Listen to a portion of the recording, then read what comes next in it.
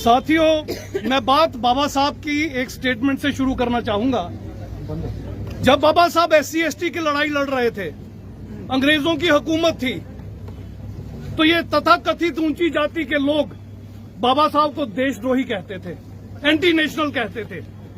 उन दिनों में बाबा साहब ने एक स्टेटमेंट दी थी कि अगर देश और मेरे बीच में कभी कंपैरिजन हुआ तो मैं देश के लिए मर मिटूंगा, मगर अगर कभी देश और मेरी कम्युनिटी के बीच में संघर्ष हुआ तो मैं अपनी कम्युनिटी के लिए मर मिटूंगा, देश को बाद में देखूंगा। उसके बाद संविधान आया और संविधान में हमें हक हकूक मिले, लेकिन बड़े अफसोस के साथ ये कहना पड़ता है कि बाबा साहब की दूसरी स्टेटमेंट जब आप सुनेंगे तो आपको पता चलेगा हमने गलती कहां कर दी। बाबा साहब ने कहा था संविधान कितना भी बढ़िया क्यों ना हो, मगर चलाक मक्कार और देशद्रोहियों के हाथ में लगेगा, अगर वो देश के ऊपर राज करेंगे तो संविधान सबसे बुरा साबित होगा।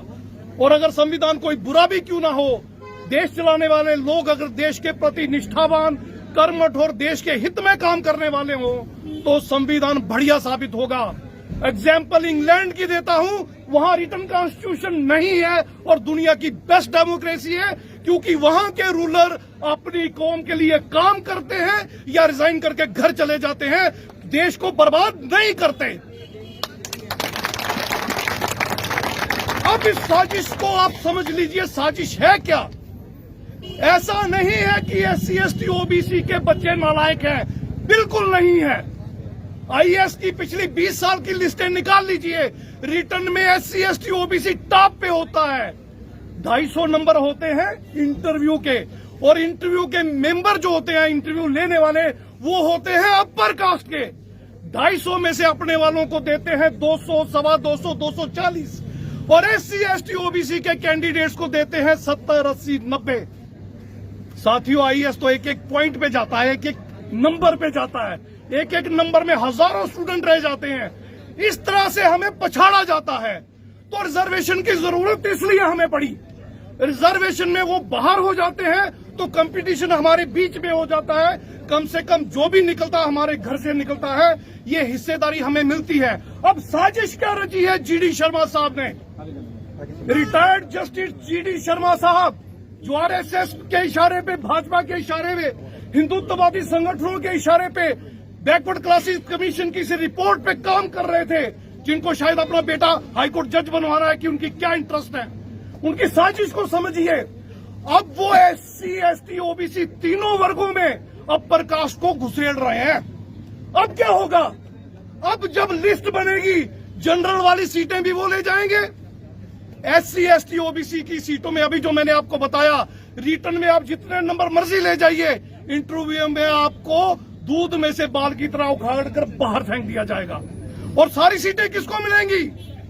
3, 4, 5 या 6%, 6% अपर का 100 कार्ड लोगों के बच्चों को मिलेंगी। और हमें क्या मिलेगा? हमें क्या मिलेगा? मैं याद दिलाना चाहता हूं, जब 5 अक्टूबर को जहां पर 19 में 370 और 35 वाला मसला हुआ, आपको पता है 6 महीने तक अखबारों के पूरे पेज पे क्या होता था? OBC के लिए बड़े बड़े वादे, SC के लिए बड़े बड़े वादे, ST के लिए बड़े बड़े वादे। और हम आप सब लोगों को आगाह कर रहे थे, लगातार प्रेस कॉन्फ्रेंसेस कर रहे थे, लगातार एहतजाज कर रहे थे, हम सबको चेता रहे थे, ये आपको धोखा देंगे, ये छलेंगे आपको, आपकी आने वाली नस्लों को बर्बाद करेंगे।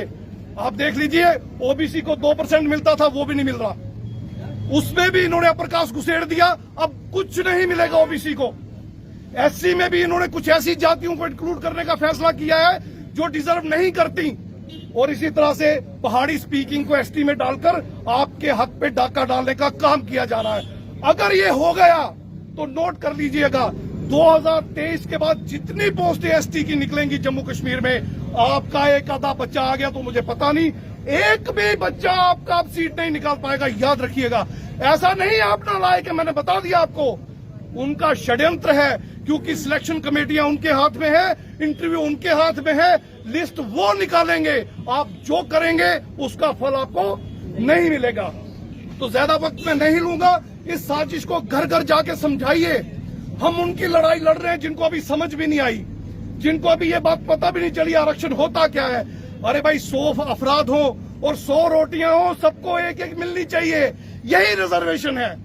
हम किसी दूसरे की रोटी नहीं मांग रहे, मगर ये 3, 4, 5, 6 जो है 100 की 100 खाना चाहते हैं, ये हराम की खाना चाहते हैं, हमारे हक की खाना चाहते हैं। ये हम नहीं होने देंगे, चाहे कुछ भी हो जाए। माइनॉरिटी एकजुट है, अब हम एक प्लेटफॉर्म पे हैं, अब इस देश की सत्ता हिलेगी, शासन भी हम छीन लेंगे, प्रशासन भी हम छीन लेंगे, जुडिशरी पे भी हम अटैक करेंगे, जुडिशरी भी छीन लेंगे, और मीडिया भी हम अपना खड़ा करेंगे। देश के साधन संसाधन अब हमारे कब्जे में होंगे, ज्यादा देर की बात नहीं। और जो आज आप हमारे साथ कर रहे हो, मैं वादा करता हूं, अगर आप नहीं सुधरे आज भी, तो सूद समेत आपकी नस्लों के मुंह पे मारेंगे, याद रखिएगा।